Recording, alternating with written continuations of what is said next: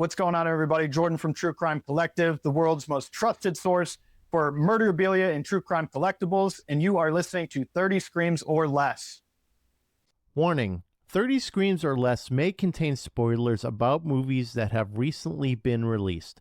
If you haven't seen the movie, go watch it, come back, and enjoy the show.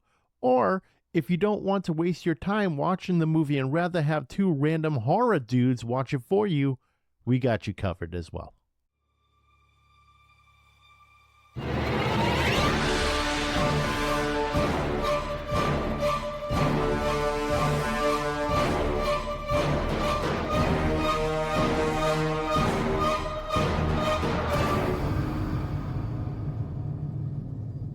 Welcome, everyone, to 30 Screams or Less, a horror movie podcast where we review horror movies in 30 minutes or less. Today's movie we're going to be reviewing is called Boring Lake. Actually, no. It's called Boner Lake. Oh, Boner Lake. Okay. Not Bone Lake. It's really called It's really called Bone Lake, but we're just shitting on it already. So you can see where this is going to go already. All right. Directed by Mercedes Bryce Morgan, written by Joshua Friedlander, starring Alex Rowe as Will, Maddie Hassan as Sage, Marco Pigosi as Diego, and Audra Nikita as Sin. The plot of the movie is a couple's romantic vacation at a secluded lakeside estate is upended when they are forced to share the mansion with a mysterious and attractive couple. In this darkly hilarious and seductive horror story, a dream getaway spirals into a nightmarish maze of sex, lies, and manipulation, bringing terrifying secrets to light and triggering a bloody battle for survival. But first, Corey, true horror story. Looked in the mirror this morning, my beard an absolute nightmare. Dry, wild, looked like it clawed its way out of a crypt. That's terrifying, man. Did you hit it with that beard Octane? Oh yeah, beard wash, conditioner, beard oil brought it back from the dead.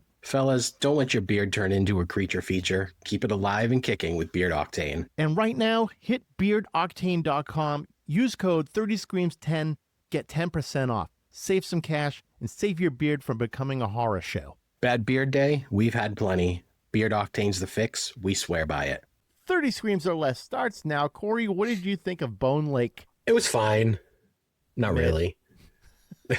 The entire movie is just Will and Sin spending an eternity playing emotional chess to make Diego and Sage hate each other, and none of it is even remotely fun. Then the third act shows up like, hey, what if this was actually good? Which only highlights how brutal the rest of the runtime is. This slow burn isn't a slow burn. It's cinematic NyQuil. I paused the movie multiple times purely to make sure I was still alive.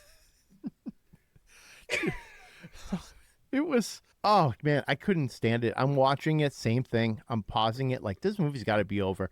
I'm 45 minutes in. That's it. I'm thinking I'm like a solid 115, and any minute now we're going to get that climax at the end and it's going to be chaos, right? No. I guess I had to watch it for another 45 minutes. But there's a difference between a slow burn and whatever the fuck this was. It was like slow,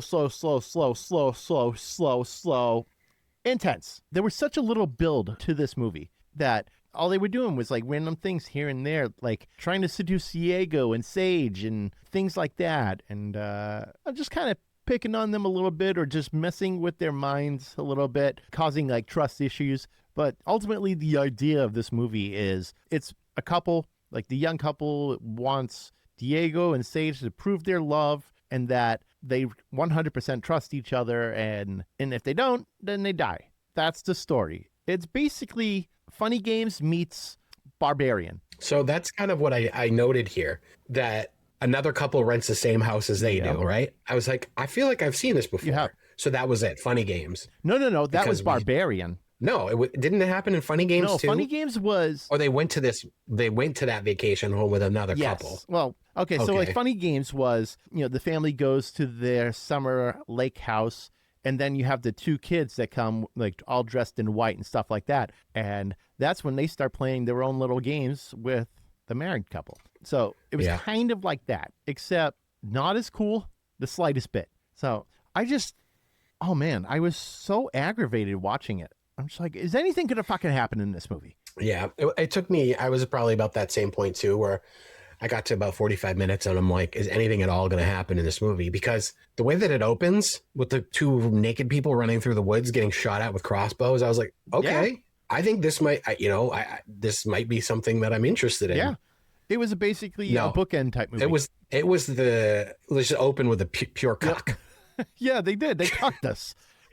So bad.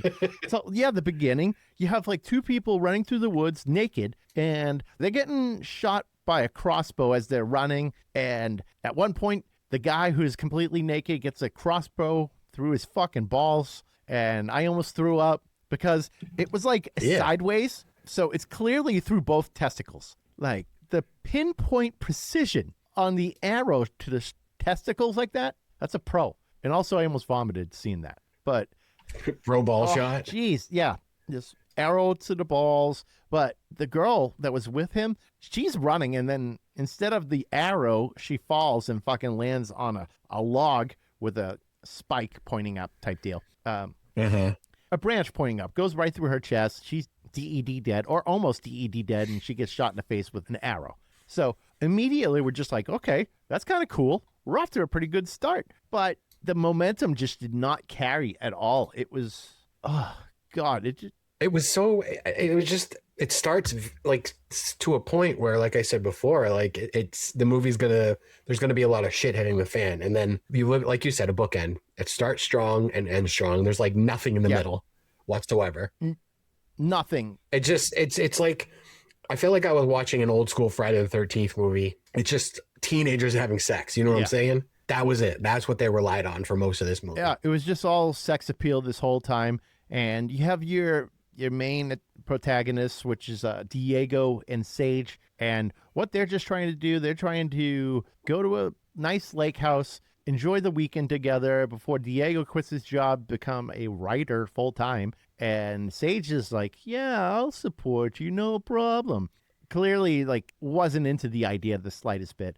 But Diego also had ambitions to actually propose to her that weekend as well. Get that locked in. But yeah, that's really that's like the gist of this movie. And then like the two younger couple, they show up and they're just like, oh, hey, we're supposed to be here too. But later on, I was thinking like, oh, they were already there to begin with, and then they left and pretended that they had a place. You know how like when you have like an Airbnb, right? When you have your Airbnb, you still have a little bit of time to check out on like the day you're supposed to leave. I was thinking like that they just kind of sneaked out and then came back to the front and were like, we're here for the weekend. That's what I was kind of thinking. I mean, luckily at the end, towards the end, we get a pretty decent turn. So, but we're not even there yet, but there's not much to talk about. We're not there yet. We will be. We will. But so that was another problem I had with this movie, is I feel like other than the big twist towards the end, did you predict them being owners of that house? No. All right. So like, if you look at my notes, it's like the fifth bullet down. Yeah, oh, that you didn't predict them as being like the owners? No, I saw it in the beginning of the movie. You actually, so you knew. I said the twist is going to be that Sin and Will just have some crazy fetish and actually own this house, rent it to other couples and kill them, which ends up being what happens, because towards the end of the movie, we see all these photos of other couples that have come through, assuming they killed them. Oh, yeah, they definitely did. But I feel like that wasn't very predictable. To me, it was. And then the Luke and Leia situation. Yeah. No, it's not. Oh, yeah, the Luke and Leia situation. You're right. Props to them for doing that, because like it's such it's like a big gray area, the brother and sister thing. Right? I guess. For a fucking good reason. Yeah. But, props to them for exploring, like bringing that into this film and kind of making it a little more twisted. Yeah, it was pretty twisted, brother and sister fucking doing their thing. We don't need to talk about it, but there's clearly points in this movie where the two of them are doing things. So I think my initial thoughts of this movie was these two couples are going to get like mistakenly renting the same place, and then there's going to be an actual killer involved who's going to be fucking with them the whole time. That was my initial thought for this movie. That's not what happened. Instead, we just got boring all the way through. What was that other movie we watched where there was a guy that owned an Airbnb and he rented it out to someone, but that person that owned the Airbnb insisted that they stay there while that person was staying there? think we reviewed this. You know what? You're probably right. Fuck. We'll have to go through the archives at this point. Not the 142 episodes now. So not a lot happens in this movie other than like the very beginning and the very end. So there's not much for us to talk about, but we can talk about this one awesome thing that happened recently. You know what, Corey? Do you want to talk about it? Because I know you're excited. You're super. Oh, I'm excited too. But you almost shit yourself when we got the news. So as our handful of listeners knows, like we've been doing the Silver Scream convention every year. They're very kind and have us back every year to cover the event. Thank you for that. But 2026, we've been trying to do this for 3 years now. Unfortunately, it just hasn't worked out for us. But we're going to Texas. Yeah, in May. we are.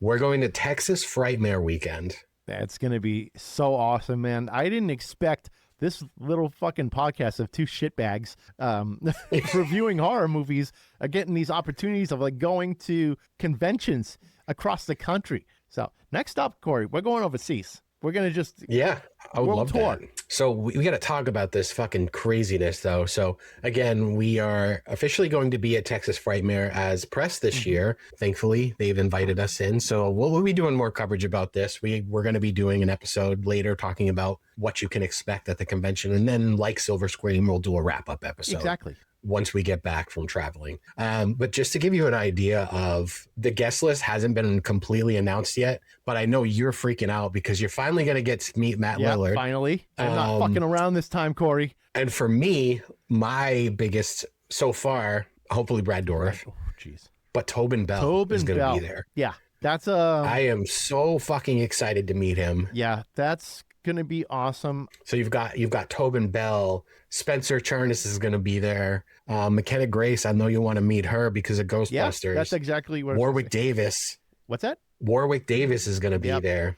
Shawnee Smith. I feel like they're doing some sort of a Saw reunion type thing because they've also got Lee Wanell, who created the franchise.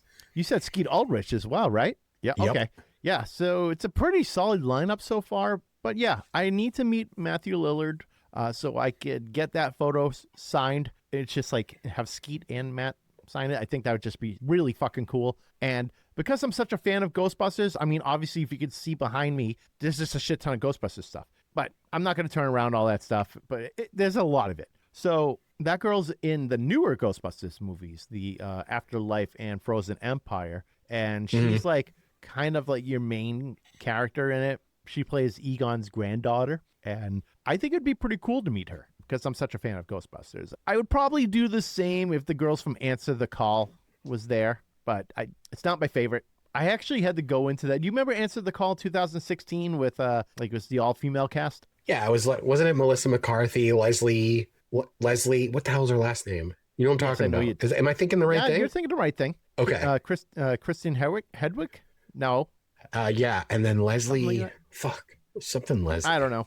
But anyways, yeah, so it was I had to go into it objectively as if I never saw Ghostbusters in my life. So when I went in that way, it was fine. First time I saw it though, I fell asleep. I thought it was fucking stupid because it was too slapstick, too hokey for me. The original Ghostbusters was smart and funny. So I didn't like it the first time. Second time I saw it, okay, not bad. I wouldn't want a sequel of it though. That's for sure. I thought it was fine. It got shit on, of course, but I think just because people didn't want to accept that it was different than, Ghostbusters 1 and Ghostbusters 2. We wanted Ghostbusters 3. There was no way we're going to get Ghostbusters 3 at all. They're just too old for it at this point. The only person that they've been getting the cameos. Yeah, we did get cameos. That was cool. I mean, Ernie Hudson's the only one that doesn't look his age. The rest of them, they're pretty up there. And Egon, obviously, we know he's very much DED dead, rip. But there was no way they would do probably a full Ghostbusters 3. They're just going to do cameos or have someone else carry the cast and they can hop in whenever. And that's what they did in Afterlife and in Frozen Empire. So I like them both. All right, Corey, so we should probably get back to the movie at hand. We got a job to do. I don't want to. Can we not? Can we not? We don't really have to. I mean, we still got plenty of time to fucking kill, though. We can't be like, we are 30 screams or less. We review movies in under 30 minutes, and we are way under. We technically could be like, fuck this. Don't want to talk about it. Can we just talk about corn? You know what? People enjoy the rants more than anything. People love our fucking tangents. I've heard this multiple times from your friends that they just love when we go off the fucking cuff and go bonkers with shit. Mm-hmm. Yeah. Other people have said that too. Yeah. Why? We've heard that. Why? A lot. I don't know. We got to save the rants for the director's cuts, like the true rants. Oh, that's a good idea. For when we're on vacation or some shit, and we don't want to we don't want to do this shit. We're just fucking. All right, we're taking a month off. We're just going to release 4 director's cut episodes, or podcaster cut episodes, as I call them. Yeah, I like that too. We're taking a month off this year. Fuck yeah. Why not? Fuck all of you. You know what we should do for the Texas Frightmare is we should make like a blog, so that way we have like a nice long video for YouTube. Do you have a GoPro? Yes. Okay. Yeah, I mean, it's a 1080p GoPro, and I know people like their 4K these days, but hey, get what you get and don't get upset. We're just 2 people. We do this all by ourselves. We basically pay for all this shit ourselves, except all the sponsorship checks that are rolling in. We're getting a lot of those recently. So thank you, people, for buying Beard Octane. So, hey, Beard Octane's great. We like their stuff. That's why we sponsored them. So we got to get back into this. We're already going off. Well, this is the second tangent we've done in a few minutes, trying to get back into the movie. So, I got to talk about the meat tenderizer, right? They made reference to that meat tenderizer several times. I'm like, this has got to be some kind of foreshadowing. Like someone's getting beat to death with this meat tenderizer. Right. Never happened. Nope. No, I want to say this too. I thought we were going to get into some culty shit as well, because there was that room with candles all around, like in a circle. And I'm like, oh, here we go. I love my culty shit. You know this. I love that stuff. It's just so fucking weird. It's so crazy to see sometimes. So I'm like, all right, we have 3 rooms. One's a sex dungeon. Fuck yeah. Another one is culty shit room. But the third one was the big twist. The big twist was they were filming everything in that third room. And like it was a security type room where they had cameras everywhere. So when he made comments about what the hell was her name? Sage. Okay. Doing what she was doing in the bathtub. I'm like, he's got cameras in there. Of course. Because he knew. He was talking to her about it. And she was like, oh, how did you know that? And he tells her that Will told her. Was it Will? No, Diego. Sorry, Diego. Okay, we're getting it backwards then. Yeah, go ahead. Diego told me. Like, no, that didn't happen. He's got cameras all over the house. He does. And then we find their security layer where they have, it's like a security room. They've got TVs everywhere that for different cameras from all over the house. So they're watching everything at all times. And Diego's going to try to destroy the hard drive and stuff. And Sin's like, what are you doing? It's all in the cloud now. Thought that was funny. I like the nerd jokes sometimes, but they weren't the nerdy type. They were your typical like rich kid. Like if anything, you would see them in like 80s movies wearing like a sweatshirt around their shoulders, tied here. They would be those type. So it was like that type of younger kids. And I mean, that was a good twist. I was like, okay, that's kind of cool. Like that they own the house and they're filming everything and it's all a game. And I'm like, okay, fine, whatever. It's whatever. The movie's already whatever as it is. But then we get that twist that they're brother and sister. And I'm like, okay, I didn't expect that one. I just expected that they own the house. That one was definitely, it caught me by surprise. Yeah, and I'm like, oh, they're doing a lot of stuff. That's fucked up. Yeah, they were. They were. Oh, yeah, that was it was yucky. Yucky.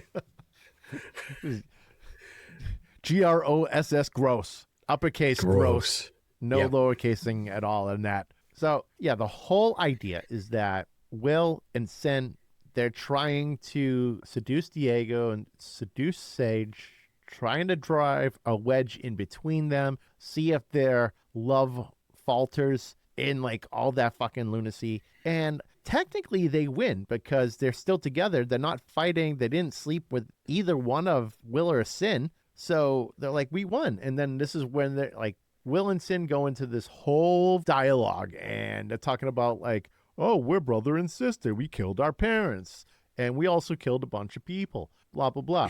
And they're talking about it being like Bone Lake where bodies would be buried there and they would just show up on the shore after a while. So we find out they're basically brother and sister serial killers who are testing people's love with a ridiculous game. I will say this. I think I'm just going to fucking jump to the end at this point because this is where the best shit happens.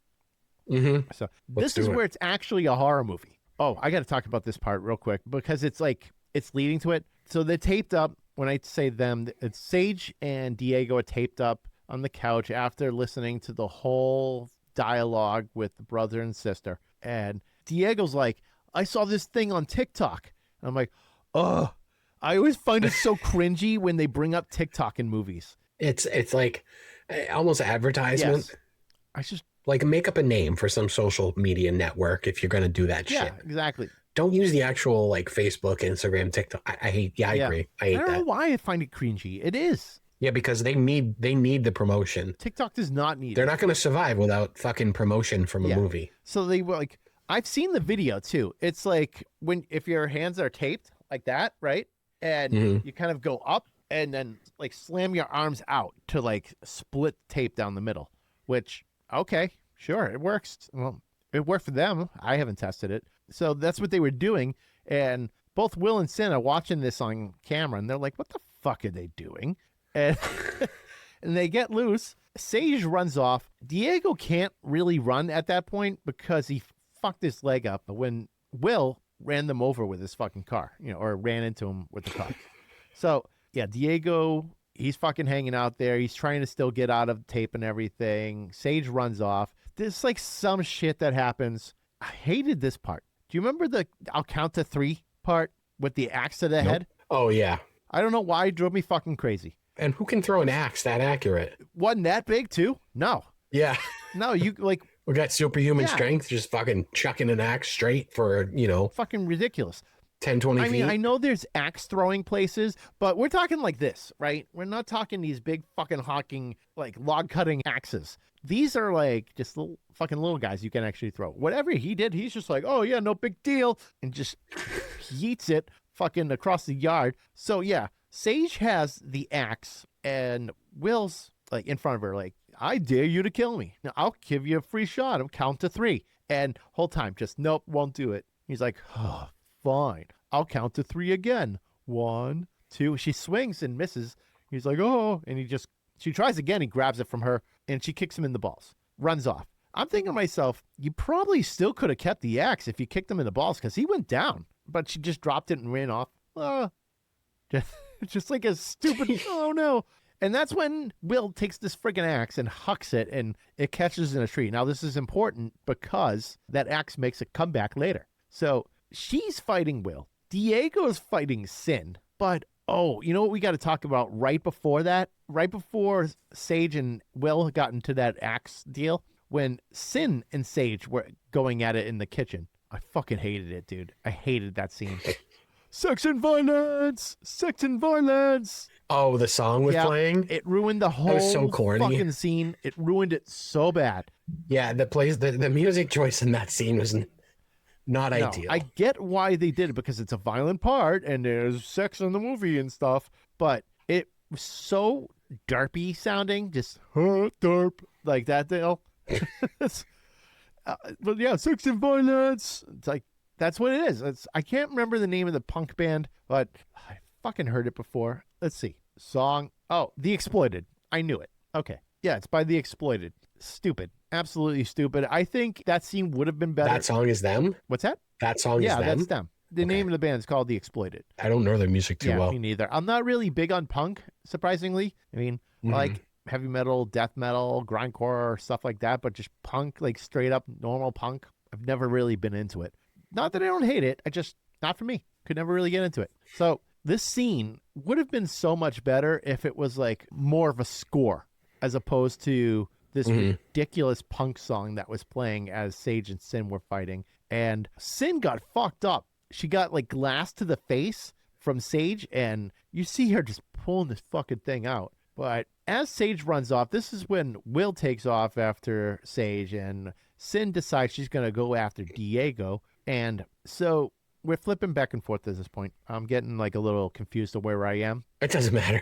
Yeah. There's a lot of chaos to make up for the boringness of this whole entire movie. So lots happening. So Sin and Diego, they're fighting. He's basically on the ground and she's like on top of him trying to stab him, but he can't really do much because his knee's all fucked up. But he does manage to get outside and hide enough for Sin to get stabbed in the foot and stuck on the dock. So now we're seeing Will is approaching Diego with a fucking chainsaw. And I'm like, okay. The puniest fucking chainsaw I've ever seen in my life. It looked like he just got it off the shelf at KB Toys. Oh, that's a flashback. That is a flashback. Damn. Wow. That just came out. Oh my God. You just like aged yourself like you wouldn't believe, dude. Oh my God. It came out. I was talking to someone the other day about KB Toys. Like, we used to have one near us. What other toy store could I have said? Toys R Us, which is kaput now too, really. Yep. Toys R Us, KB Toys. I like KB Toys better. I'm going to go with that. So he bought this little plastic chainsaw from KB Toys, and he's chasing someone with it. And I thought that was great because he's about to hack up Diego like crazy. And then you see Sage with the axe to Will's head, and it is just fucking lodged in there. And Will's turning around with the chainsaw like he's ready to attack her. But of course he falls. And the bloodiest scene in the whole entire movie that made up for fucking all of it. That's what I said too. So much blood. So much. He lands on this chainsaw and the blood is just spraying up everywhere. And they are covered head to toe red. It was bloody and it was great. So next day we're like, all right, let's take the axe out of Will's head and we'll go over to Sin and finish the job. So yeah, they decided they're on their way to go take out Sin with the axe. Sin manages to get out from the boat dock as she was like stabbed there. She was like stuck there. Diego stuck her with like a knife or something or a screwdriver. I can't remember what it was. So they're like, all right, we're getting out of here. They go on this boat. They start to get ready to like, drive away. And then you see Sin basically running up, dive onto the boat, and then a fight happens. Now, this part was actually pretty cool. I kind of saw it coming, but earlier in the film, Will took Diego's ring, his grandmother's ring, and used it to propose to Sin. So that was one of the things that they were fucking with him with, and that Sin was wearing the ring that she shouldn't be having. Diego needed that ring so he could propose to Sage. Obviously, that's not going to happen now because Will fucking ruined the whole weekend. So she was wearing it the whole time. And man, Diego's a bitch, by the way. I would have just knocked Will out and be like, give me the fucking ring back. So Sin is still wearing this ring. Diego chops her fingers off as she's like holding onto the boat and she falls off. Immediately, I'm thinking, okay, she's going to fucking land in that motor and that's it, right? No, she makes another comeback, gets on the boat,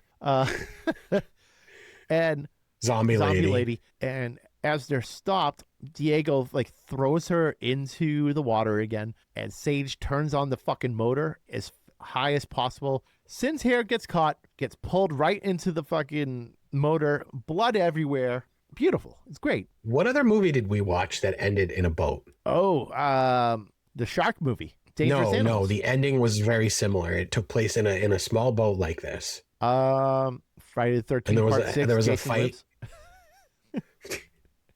No, it was one. I know we've reviewed it. Probably did. It ended in a boat. Someone got chewed up in a propeller. Yep. Can't remember. We've reviewed a lot of movies at this point, and I lose track.